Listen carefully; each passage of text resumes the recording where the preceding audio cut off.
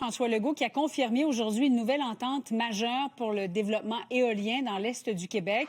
Catherine, il s'est déplacé dans le Bas-Saint-Laurent, à Cacouna, pour en faire l'annonce. Exactement. Il y a des chantiers éoliens majeurs présentement dans l'Est du Québec et les projets vont continuer de se multiplier. Ce qui a été annoncé aujourd'hui, en fait, c'est un partenariat entre l'Alliance de l'énergie de l'Est et Hydro-Québec pour développer 1500 mégawatts sur le territoire de Montmagny, Lilley, Kamouraska, Rivière-du-Loup et Témiscouata. On parle d'un investissement qui pourrait atteindre 4,5 milliards de dollars.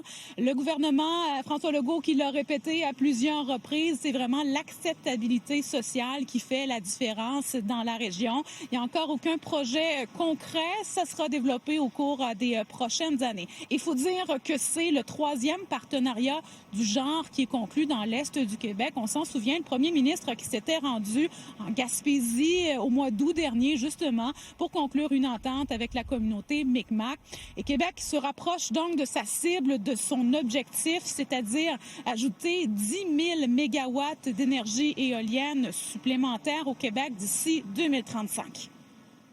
On est rendu à 8 500 mégawatts quand on prend là, Gaspésie, Bas-Saint-Laurent, Chaudière-Appalaches.